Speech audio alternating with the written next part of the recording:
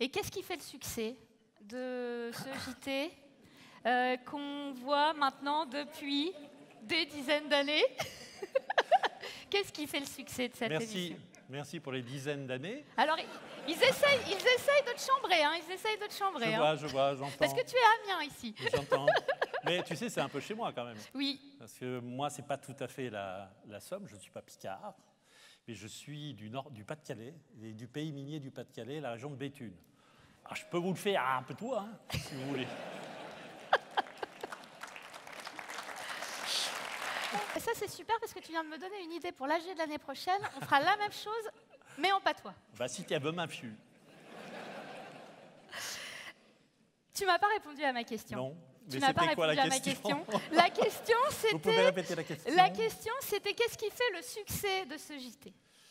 On est dans le soutien. Enfin, moi, en tout cas, ma philosophie, c'est qu'il faut apporter, on a le devoir, nous journalistes sur des médias aussi puissants que la télé, on a le devoir d'apporter des exemples positifs et porteurs de solutions. Il y a des jeunes aussi qui reprennent des exploitations et qui en font des petits bijoux avec leur savoir-faire, ils osent, voilà. Ces gens-là, il faut qu'on les voit, on ne les voit pas assez. Et au Trésor, on les voit. Et donc la place de l'agriculture est importante. Il n'y a peut-être pas un seul JT où vous ne parlez pas d'agriculture. Non, mais tu sais, quand j'ai participé à l'élaboration d'Ushuaïa TV, j'avais imaginé un slogan qui était terre, terrain, terroir, pays, paysage, paysan.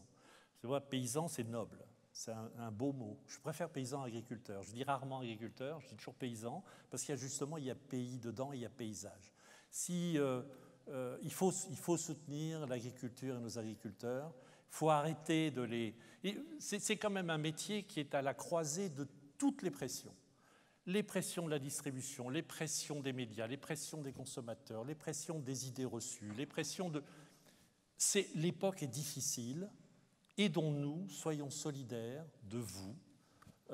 Et nous, les médias, on a un rôle fondamental dans la fabrication de l'opinion. Il ne faut pas se faire d'illusions, on la fabrique, l'opinion. Hein. Oui. Et oui. Alors la seule chose qu'on peut faire quand on est honnête, c'est de la fabriquer avec des valeurs. Et ces valeurs, vous faites quand même l'un des métiers les plus beaux du monde, c'est nourrir vos congénères. Et ne l'oublions pas. Qu'est-ce qu'on fait sans vous? Sans vous, la France devient une succession de déserts et de villes. Moi, je ne veux pas vivre là-dedans. Je n'ai pas envie. Moi, j'ai envie d'avoir des paysages. C'est vous les gardiens du paysage. Tu m'as dit quand on a préparé JT, alors on a réfléchi ensemble les sujets, les relances, tu m'as dit que tu t'étais pas forcé. En fait, ces sujets-là, tu aurais pu les passer au JT quasiment tel quel ou pas? Oui, bien sûr. Moins d'un coup. Un petit peu tous les jours. un petit peu tous les jours. Mais tous les étés, tu es bien placé pour le savoir, je parle des graines d'agriculteurs, ce concours où des jeunes reprennent des exploitations, et je me mets un point d'honneur à ce que ça soit maintenu. Et aujourd'hui, toute mon équipe dit, alors, ces graines d'agriculteurs, on les fait quel jour? Voilà, bon. Mais c'est pas très compliqué, tu sais, être authentique, être vrai, c'est pas la mer à boire. J'écoutais Sarah, elle est merveilleusement belle de bon sens et d'intelligence. Et ça, c'est précieux. On ne voit pas assez ces gens-là à la télé. Alors justement, malheureusement, on a beaucoup souffert. C'est une vraie souffrance. D'émissions sur une autre chaîne que la tienne. Et en fait, les agriculteurs, et j'en parle souvent avec eux, ont l'impression de souffrir d'un déficit d'image. Oui. Est-ce que tu penses que l'agriculture souffre d'un déficit d'image? Les agriculteurs sont maltraités. Ce sont des mal-aimés parce qu'aujourd'hui, on est dans une société où il n'y a plus de communauté. Il y a une addition d'individualité et chacun ne pense qu'à soi. Et oui, les agriculteurs souffrent, oui, il faut les aider, oui, c'est pas facile, oui, c'est un des métiers les plus difficiles qui soit aujourd'hui, parce que les choix sont multiples et ne sont pas évidents. Et on ne change pas comme ça d'un coup de baguette magique, sauf que le monde est dans l'émotion et plus dans la réflexion, et encore moins dans le raisonnement, et encore moins dans la raison. Alors voilà, on a un gros boulot, nous les médias, à faire, mais on est quelques-uns à en avoir conscience encore. Eh ben, en tout cas, on te remercie pour ça, mais si tu pouvais nous donner quelques conseils, parce que moi qui viens aussi, comme toi, un peu du monde des médias, quels sont les conseils qu'on peut donner au monde agricole qui a quand même tendance à mettre la tête dans le sac et à attendre que ça passe? Est-ce que c'est une bonne stratégie? Non. Ou est-ce que... quels conseils tu nous donnes? Parce qu'en même temps, il y a la peur.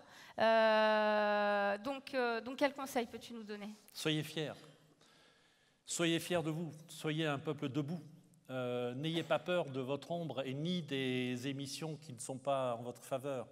Il faut être transparent. Personne n'est parfait. L'époque est compliquée, difficile. Les technologies, c'est dur de faire un choix. On ne passe pas d'une époque à une autre. Mais laissons le temps au temps, sauf qu'aujourd'hui, on veut tout de suite. Non, on ne peut pas avoir tout de suite. Et l'agriculture, eh bien, l'agriculture est dans une période de mutation qui est essentielle. C'est évident, on veut savoir ce qu'on mange, on veut que ce soit sain, on veut que ce soit bon. Mais en même temps, laissons le temps au temps et laissons... je voudrais qu'on vous fasse confiance. Faisons confiance. Et pour répondre plus directement à ta question, ne faites pas l'autruche. Comment dirais-je? Soyez fiers de ce que vous êtes, de ce que vous faites. Et si ce n'est pas parfait, ce que vous faites, eh bien, tant pis. Parce que personne ne fait des choses parfaites.